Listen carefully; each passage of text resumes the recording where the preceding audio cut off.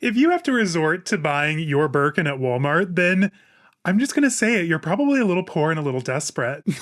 I can't say that with a straight face. You guys know I'm 100% joking. But the Hermès Workin, as they're calling it, or the Birkin from Walmart, this has been taking on like social media and the whole news industry by storm. Literally, they're talking about it on CBS Sunday Morning. You know, I thought, like, why not weigh in on this? I have a very small input Hermes collection. So I'm like, you know what? Let's break into this because there's a lot of conversation going around, and I'm like, you know what? Why didn't just throw my own 2 cents in? And it was another good excuse to coordinate and get out my own Birkin. Before we fully get started though, hey guys, my name's Caleb. I post luxury and lifestyle related content 3 times a week, so if that's something you're into, hit the subscribe button down below. Consider joining my membership. We have an amazing community. We have a Discord. There's members meetups.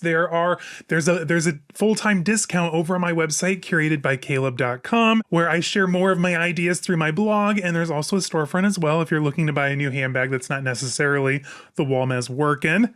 Go and check it out. Link will be down below. But the Hermès Workin, what are we... I hate saying that. Hermès Workin. It sounds, I don't know, it just sounds kind of gross. But what are we talking about today? And obviously, you know, full disclosure, my little opening statement, I was trying to be salacious, trying to hook you in. I honestly do not think like that. It's just such a cultural phenomenon right now. And I will admit, at one point, I was kind of curious before this all really took off by the Hermès Workin. I think there was this one young lady over on TikTok who showed this yellow Wirkin inside of a Walmart, and she's like, listen, run to the Walmart, you guys, they're selling Birkins now.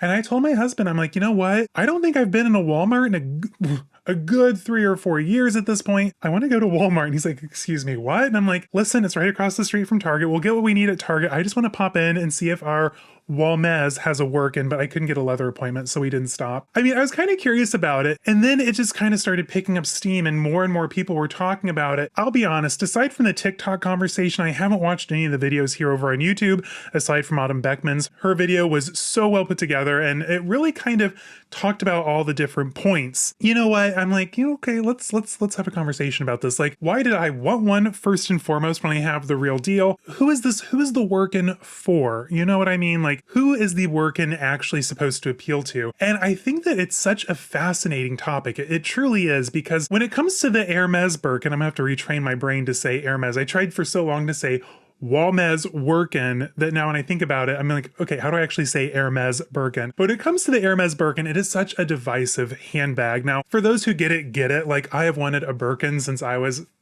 quite literally probably middle school or high school. I just love the classic shape. For me, it was the beautiful shape. And then when you finally kind of learn more about the brand and the craftsmanship, and listen, these are no longer bench made by one individual. They do kind of go through an assembly line kind of state now when they're making the new Birkins. Mine's from '01, so it is truly bench made by one person. But regardless, the Birkin, it's beautiful, it's classic, it's storied. We all know, by the way, the history of Dumas and Jane Birkin sitting on the plane, and Jane Birkin's basket spills, and he's like, oh, let me make you a bag, beautiful young woman. And she's like, okay. And then he basically just redesigns the hack as a handbag, and she loved it and whatever. That's the story. I abridged it for you. You're so welcome. With current, you know, pop culture, the Birkin has been so relevant over these last few years, especially. We see it all over Instagram. We see it on TikTok. We see it here on YouTube. It's literally sitting right behind me right now. And it's just become kind of such a staple for conversation, both people who adore it like myself, yes, I'm in that camp, and those who just despise it, who just think like, oh, that's a stupid way to spend $10,000, like, why would you waste it on a bag? A bag is just meant to carry, you know, schlep your stuff around in. I almost said a different word, but schlep your stuff around in. So why spend a good chunk of your yearly salary on an Hermès Birkin? I think that at this point in time,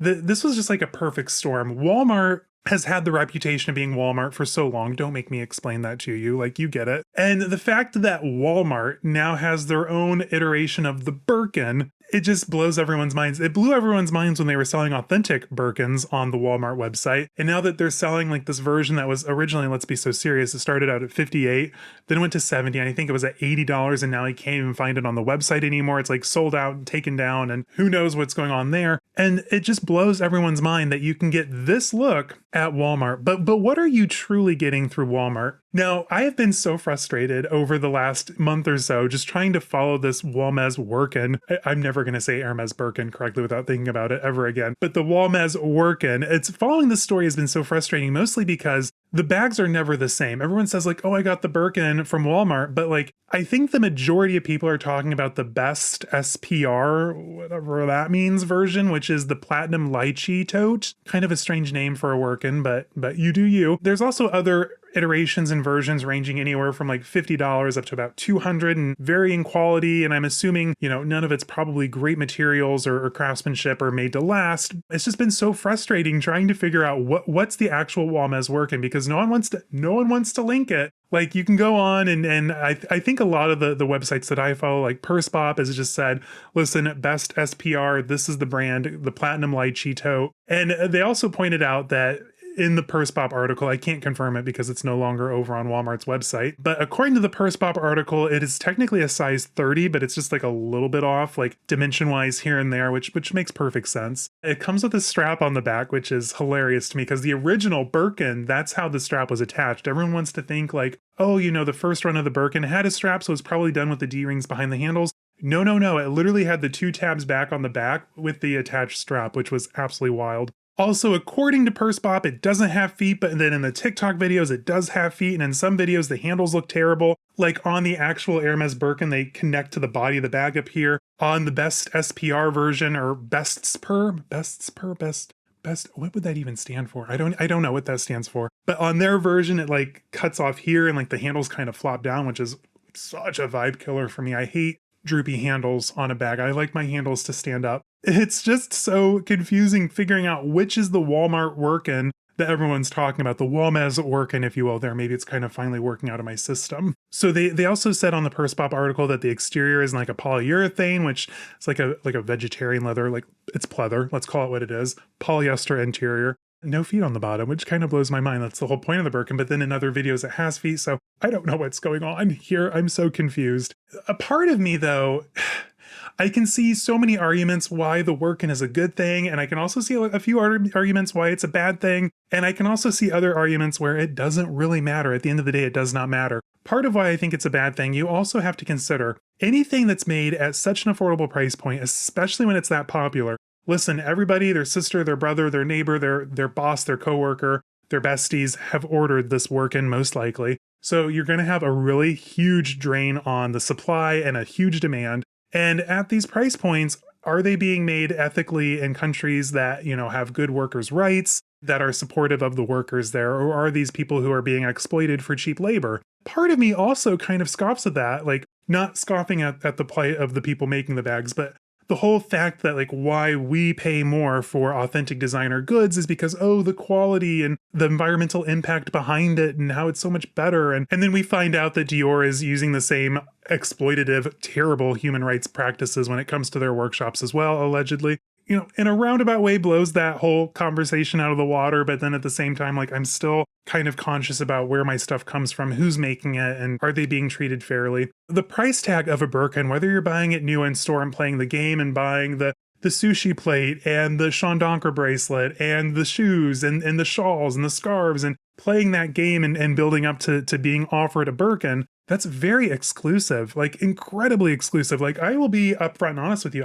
I could not play that game at this point in my life. I could buy it pre-owned. I'm at that point in my life, but I'm not at the point now where I could constantly, you know, have monthly appointments, go in and then have another 10K to spend on the bag. I'm not there at that point in my life, and not many people are. We are in this like echo chamber where it feels like everybody and their brother can go and play the Hermes game, when that's not the case. In fact, most people can't even afford to buy the bag pre-owned. So I completely understand that. Why is it a good thing? Why is this a good thing, having an accessible, affordably priced Wirkin, if you will? That's because I was once there. Like, had this bag come out when I was back in college and would have given anything just to get my hands on a Birkin or a decent Birkin lookalike bag, I probably would have bought this bag. Now, would I have bought it in every colors? Probably not, because I couldn't have afforded it at the time. But I definitely would have had at least one or two in my closet because, listen, this is one of the most iconic bags for a reason. It is beautiful. The proportions are perfection. You have the simplicity of the singles and the hardware, the feet on the bottom, the simplicity of the leather and the craftsmanship. And at the end of the day, for a bag, a tote, if you will, this is one of the most beautiful bags out there in production to date. Hands down. You can argue with me in the comments, but just know you're wrong. You are absolutely wrong. This is the benchmark of good design when it comes to a handbag. So why shouldn't all people be able to enjoy this style? Also, I think it's important though that there's accessible style that can look similar to what they want that isn't necessarily a fake, because listen, the social implications and environmental implications and the people making the counterfeit goods, that's a lot worse than probably getting a Walz Working, if you will. It's slowly working out of my system. We're getting there. And I also saw over on TikTok, I follow the blind items lady. I think she's absolutely fascinating with all the blind items. And then, oh, here's the news article that ties back into it. But she reported that apparently in one of the blind items that the Hermes, I almost said Walmart, Hermes is like sweating it. Like this is a huge deal. Like now they're lifting all of the sanctions on buyers trying to get a Birkin here in the States. And like, listen, be so serious. No one is going to stop buying this because Walmart has a version for $80. Like it doesn't even really compute. It's not apples to apples. I think that there are people that appreciate the design and want the look and will eventually aspire and move into the category buying the authentic Birkin. And then there's also people who just, it's TikTok, it's a trend. Everything's very trend driven right now. Like, listen, we burned through Barbiecore, Office Siren, Brat, and that was all like within what, a year? Like, and that's not even everything. There was like ballet core. There are so many like micro trends and everybody's running to buy this one item. And then literally 30 days from now, mark my words, your Goodwill is going to be full of these Walz Workins. Mark my words. At the end of the day, I think there's going to be a good number of people buying the Wirkin who will eventually move over to this camp and buy the Birkin. And one of the most important lessons that I learned working at Ethan Allen, I used to be an interior designer back in the day, is never judge a person when they walk into the store, because although they might not be at a point in their life where they can afford to buy the $10,000 sofa, how you treat them today is how they're going to remember you. And eventually when they do move upward and they can eventually afford that $10,000 sofa, they're going to remember you, they're going to remember the brand and how it made them feel, and they're going to come back and buy that $10,000 sofa. It could be years down the road. It could also never happen. It's just part of being a nice person. But I think at the end of the day, maybe this Wirkin is going to be someone's gateway drug into getting into Hermes and appreciating the brand. And maybe they'll start out with some Twillies for their Wirkin and eventually work up to the Birkin. Working for the Birkin. Who knew? At the end of the day, does it matter? No, absolutely not. At the end of the day, this is all frivolous, stupid junk that we're talking about. It's just a handbag. Whether it's a $10,000 handbag or an $80 handbag,